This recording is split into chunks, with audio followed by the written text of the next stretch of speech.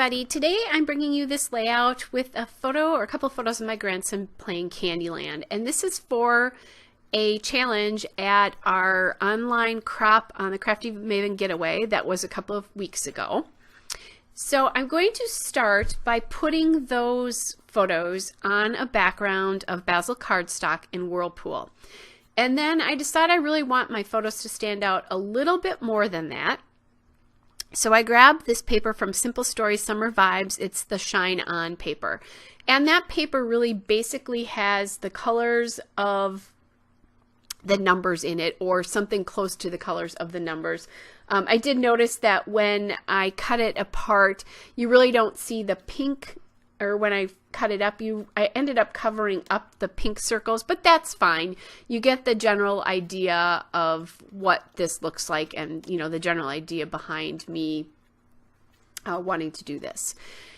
So anyway, so the first item that I decided to grab is I decided to grab these Freckled Fawn cork numbers. I got them in a like grab bag warehouse sort of thing on Black Friday of this year, and I really don't know when I would use these otherwise, so I decided to what I was going to do is I was going to go big or go home with these numbers. And what I wanted to originally do was make it like you were counting as you moved your player along the Candyland board to count like 1, 2, 3, 4, 5, 6, 7, 8, 9, however. But what I ended up doing is they wouldn't fit that way. So I kind of spread them across. And what happened is before I started this, just so you didn't have to watch the whole process of me trying to figure some of this out, I put the numbers down. And if the 0 was where the 1 is right now, all the red and pink was on one side of the layout. So I decided I didn't really care for that, and I moved things around a little bit. Now what I didn't think about is because the 9 and the 6 are basically the same number, I could have moved those around a little bit too to help with that, but it is what it is. So anyway, I'm gluing those numbers down. And I've had to go to my fine line bottle with my Scotch Quick Dry adhesive in them because when I glued the 3 down with my ATG, it broke it. So, and I kind of knew that was going to happen or could happen, but I didn't listen to myself and I did it that way anyway. So, lesson learned, right? The cork on these is really thin. So I was trying to, I needed to be a little bit more careful about how I was gluing these on. And I really love how this layout comes out. You definitely get the idea of playing games. I like all the colors because I think that's fun. He's young and the Candyland board is full of colors. So I love the way this whole layout came out. So now I'm going through and my 1 was not sticking completely because I don't think I had put enough ATG at the top. I'm now looking for an alphabet to spell out the word Candyland.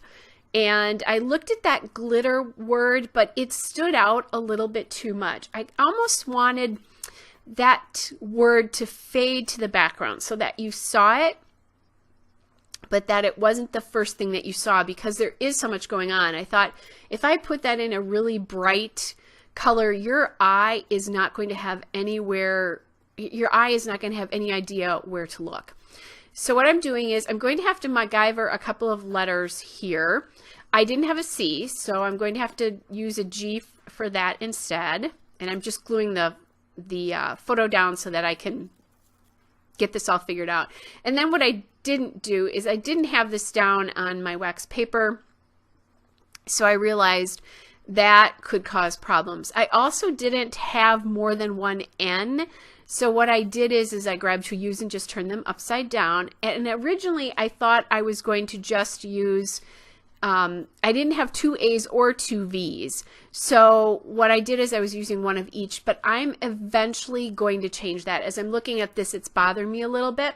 So I'm going to cut it out just like, I'm going to MacGyver the A kind of the way I'm MacGyvering the V into an A. Best way to explain what I was thinking. And they look a little bit different, but not completely. So I think that that works fairly well in the end. This is much speeded up like 3 times, I think, so this took me a lot longer than it looks like it's taking me. But really, it was a fairly simple layout. It was just all about gluing pieces down once I chose the pieces I was going to use. And there I am cutting the G apart to make it a C. And then I just grabbed a period from the set and I'm putting it in the midst of the A there. And what I decided once I did that is I really didn't like how that looked. So I'm going to cut the actual piece out of the A. I just was making sure they really were the same size. I'm going to glue the A back down and I'm going to go get a period so that I can have it in both of the letters so that they just look a lot more like each other. And those kind of look like pieces from a game board, I guess, is the way I'm looking at it.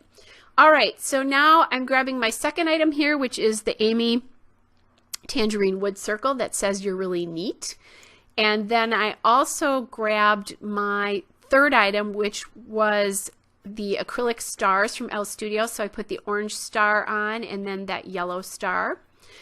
My fourth item was the wood veneers, Halloween wood veneers from Elle Studio, and they had candy in them. I remembered they had candy pieces, so I grabbed the 2 candy pieces and then just a star from that. And then my fifth item here is these Amy Tangerine heart enamel dots.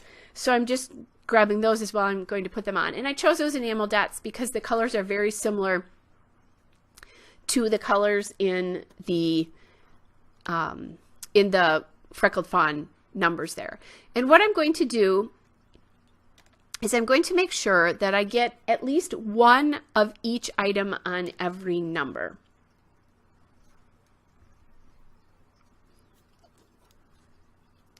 And as I'm looking at my